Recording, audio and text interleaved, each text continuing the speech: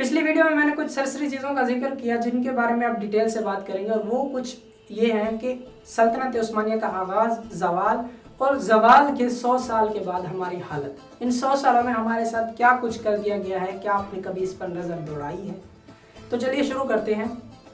میرا نام ہے جاوید سومرو اور آپ دیکھ رہے ہیں میرا چینل چوائس از یورز، یعنی کہ فیصلہ آپ کا۔ تو کہانی شروع ہوتی ہے 1225 میں ایک کائی قبیلے سے، جو کہ سلمان شاہ کے سپرد تھا، جو اس کے سردار تھے۔ سلمان شاہ اوس خان کی نسل سے تعلق رکھتے تھے۔ ان کے 4 بیٹے تھے۔ تیسرے نمبر پہ آتے ہیں ارطغرل غازی۔ کیونکہ ترک غین نہیں پڑھتے اس لیے وہ اسے ارطغرل پڑھتے ہیں اور ہم ارطغرل پڑھتے ہیں، لیکن اس کا صحیح نام ارطغرل غازی ہے۔ تو یہ ان کی جد و جہد کا نتیجہ تھا جو آپ اس ڈرامے میں دیکھیں گے۔ ان کی جد و جہد کی وجہ سے ہی سلطنت عثمانیہ قائم ہوئی۔ جب میں نے اسے دیکھنا شروع کیا مجھے لگا پہلا سیزن ارطغرل غازی پہ ہے، دوسرا اس کے بیٹے عثمان غازی پہ ہے، تو یہ سلطنت بڑھے گی اور پھر اس کا اختتام بھی دکھا دیا جائے گا، لیکن ایسا نہیں ہے۔ انہوں نے 5 کے 5 سیزن صرف ارطغرل غازی پہ بنایا ہے، کیونکہ واقعی یہ دیکھنے کے لائق ہے۔ اس میں آپ کو وہ سب دیکھنے کو ملے گا جس کی آج کے دور میں ہمیں ضرورت ہے۔ ان پروپیگنڈوں کو ختم کرنے کے لیے، ان چالوں کو ختم کرنے کے لیے، کو سمجھنے کے لیے کس چیز کی ضرورت ہوتی ہے، یہ ایک سب ہمیں سکھاتا ہے۔ کیونکہ اگر ہم اسے ایز اے مسلم دیکھیں تو یہ ہماری بہت مدد کر سکتا ہے۔ تو کائی قبیلہ جو تھا 1225 میں انہوں نے بہت ساری جنگیں لڑی۔ 1225 کے بعد منگولوں سے لڑے، سلیبیوں سے لڑے، اس کے بعد انہوں نے ٹمپلرز سے لڑے۔ بہت ساری چیزیں تھیں جو آپ ڈرامے میں دیکھیں گے، اس کے بعد آپ سمجھ جائیں گے۔ تو اس کے بعد ان کا بیٹا آیا عثمان غازی۔ سلطان کی بیٹی کے ساتھ عثمان غازی کی شادی ہوئی، اس سلطنت کا نام سلطنت عثمانیہ رکھا گیا۔ وہ سلطنت پھیلتی گئی، انہوں نے منگولوں کو شکست دی جو پوری دنیا پر چھا چکے تھے۔ منگول وہ تھے مثلاً Genghis Khan, Hulagu Khan. Hulagu Khan وہ تھا جس نے بغداد کی گلیوں میں خون کی ندیاں بہا دی تھی۔ ان منگولوں کو اس نے شکست دی اور ایسے ایسا پوری دنیا پر چھا گئے۔ انہوں نے 600 سال تک پوری دنیا پر حکومت کی، انصاف کا پرچم لہرایا اور پوری دنیا اس کے نیچے سکون سے رہی۔ انہوں نے سائنٹسٹ پیدا کیے، انہوں نے ایجادات کی، انہوں نے علماء پیدا کیے، انہوں نے سائنٹسٹ ایسے پیدا کیے جو آج تو ہمیں ان کے بارے میں پتہ ہی نہیں ہے، لیکن پوری دنیا انہیں مانتی ہے۔ جب سلطنت عثمانیہ کا زوال ہوا 1922 میں، اس کی وجہ کیا تھی؟ غداریاں۔ ارطغرل غازی میں ایک ڈائلاگ آتا ہے کہ ہم کسی غدار کو معاف نہیں کر سکتے، اور اس کے پیچھے پہلے تو مجھے یہ سائنس سمجھ نہیں، لیکن اب جب میں دیکھ رہا ہوں اس کے پیچھے کے پروپیگنڈے آج کل جو ہمارے یہاں استعمال ہو رہے ہیں، مجھے اس کا مطلب صاف سمجھ آ رہا ہے۔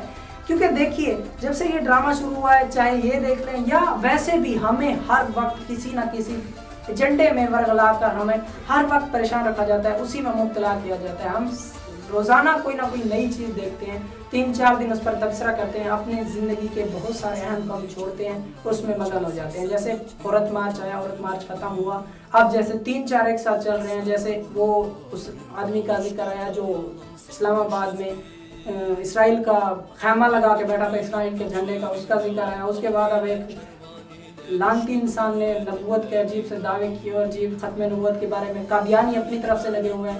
ہر طرح سے پروپیگنڈے ہیں اور ہمیں مصروف کیا جاتا ہے ایسی ایکٹیویٹیز میں کہ ہم ان میں الجھ جائیں اور اپنے ماضی مستقبل کے بارے میں کچھ سوچ ہی نہ سکے، کچھ محنت ہی نہ کر سکے۔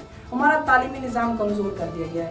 اس کے علاوہ اب بات آتی ہے کہ سلطنت عثمانیہ جب ٹوٹی، 1922 میں ٹوٹی اور 100 سال کی پابندیاں لگائی گئی ترکی پر، یعنی کہ سلطنت عثمانیہ کو توڑ دیا گیا۔ اس میں سے 40 ممالک نکلے جو کہ سلطنت عثمانیہ کا حصہ ہوا کرتے تھے۔ سلطنت عثمانیہ اب ترکی رہ گیا، یعنی کہ قسطنطنیہ بھی اسی میں آتا ہے۔ قسطنطنیہ وہ شہر ہے جو سلطان محمد فاتح نے فتح کیا تھا، اس کی بشارت حضور پاک صلی اللہ علیہ وسلم نے دی تھی، اور وہ شہر ہے جو 2 بر اعظموں کو ملاتا ہے۔ اس شہر کی بہت اہمیت ہے۔ ترکی پر 100 سال کی پابندیاں لگائیں گی۔ انہوں نے ایسے ایجنڈے استعمال کیے کہ انہوں نے پوری پلاننگ کے ساتھ کہ 100 سال کی پابندیاں ترکی پر لگا دی، اور انہوں نے اس میں پلان کیا کہ اس میں مسلمانوں کو کیسے زیر کرنا ہے، ان سے ان کا ماضی کیسے چھیننا ہے۔ ان پہ پہلی پابندی جو لگائی گئی وہ یہ تھی کہ وہ اپنے تیل کے ذخائر نہیں نکال سکتے، تیل کے لیے دوسروں پر انہیں انحصار کرنا پڑے گا، یعنی کہ اپنا تیل ہونے کے باوجود وہ باہر سے خریدنے پر مجبور ہیں۔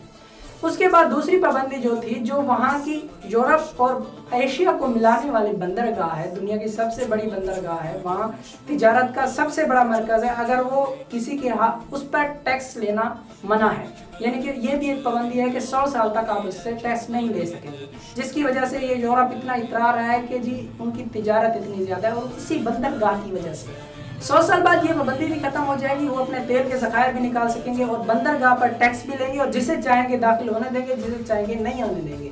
تیسری جو تھی وہ یہ تھی کہ آپ کھلم کھلا اسلام کو نہیں پھیلا سکیں گے، اسلام کی دعوت نہیں دے سکیں گے۔ اس کے بعد انہوں نے 100 سال کا جو پلان بنایا، ہمیں اس طرح مصیبتوں میں جکڑا کہ ہم روٹی کپڑا مکان تک ہی محدود ہو کر رہ گئے ہیں۔ جیسا کہ میں ہمیشہ کہتا ہوں، ہم ان فکروں کے لیے بنے ہی نہیں تھے، لیکن انہوں نے ہمیں وہ بنا دی۔ اس ڈرامے میں ڈائلاگ بولا جاتا ہے کہ ہر روز ہمارا رزق اللہ تعالیٰ کی طرف سے آتا ہے، اور وہ ان کا توقع تھا اور ان کو ملتا تھا۔ آپ ان کو دیکھیں گے تو آپ کا ایمان مضبوط ہوگا، اگر آپ سینے میں دل رکھتے ہیں اور ایک جذبہ رکھتے ہیں ایمان کا، تو آپ اس میں دیکھیں گے کہ رزق کس طرح اللہ تعالیٰ روز کا آپ کو دے دیتا ہے۔ لیکن ہمارے اندر انہوں نے سب سے پہلے ناشکری پیدا کی، پھر ہمارے اندر فحاشی پیدا کی، پھر ہمیں آسان ذرائع کے ذریعے مشہور ہونا دکھایا گیا، پھر ٹک ٹاک جیسی مصیبتیں ایسی آئی، آپ سب جانتے ہیں، میں اگر ذکر کرنے لگ جاؤں تو بہت ہے، ویڈیو لمبی ہو جائے گی۔ اس طرح انہوں نے 100 سال کے اندر 1922 سے لے کر 2023 تک یہ پابندیاں ختم ہو جائیں گی۔ جیسے طیب اردوغان نے کہا کہ 2023 کے بعد ترکی پہلے جیسا نہیں رہے گا، تو اس سے مراد یہ ہے کہ انہوں نے اپنا پہلا کام شروع کر دیا ہے پوری دنیا کے مسلمانوں کو یکجا کرنے کا۔ تو آپ کا بھی فرض بنتا ہے کہ ایک پرچم کے تلے اکٹھے ہو جائیں۔ جو بھی اگر آپ سربراہی کرنا چاہتا ہے وہ آپ کو ایک مقصد دے سکتا ہے، آپ کو پہچان واپس کر سکتا ہے، تو کوئی حرج نہیں کہ وہ ترک ہو یا کوئی اور ہو۔ ہم مسلمان ہیں، ہمارا عقیدہ ہے، پہلے ہی ہمارے اندر ہی انہوں نے پھر سے وہی سازشیں شروع کر دی، ہمیں اندر سے لڑوایا جا رہا ہے۔ اس لیے براہ مہربانی آپ سمجھدار ہیں، پڑھے لکھے ہیں، آپ ایک اچھی سوچ رکھتے ہیں اگر، تو اس چیز کو سمجھیے، اس کو اس نظر سے دیکھیے کہ ہم مسلمان ہیں اور سب مسلمان ایک ہیں۔ آپس میں لڑائیوں کو چھوڑیے، یہ وقت اس چیز کا نہیں ہے، اب جنگ چھڑ چکی ہے۔ اب یہ وہ دور نہیں رہا کہ جب آپ بندوقیں لے کے جاتے تھے، آپ تلواریں لے کر گھوڑوں پہ جاتے تھے اور جنگ لڑتے تھے۔ اب وہ دور نہیں رہے، وہ دور ختم ہو گئے۔ اب آپ کو اپنے گھر پر بیٹھ کر ہی جنگ لڑنی ہے، اپنے ساتھ۔ آپ نے خود کو منوانا ہے پوری دنیا کے سامنے کہ آپ کیا ہیں، جو ہمیں یہ دنیا پوری سمجھتی ہے ہم وہ نہیں ہیں۔ باقی انشاءاللہ نیکسٹ ویڈیو میں ملتے ہیں، جس میں اس چیز کے بارے میں بتاؤں گا کہ اس ڈرامے کی اہمیت کیوں ہے اور ہمیں یکجا ہونے کی ضرورت کیوں ہے۔ ملتے ہیں اگلی ویڈیو میں، اللہ حافظ۔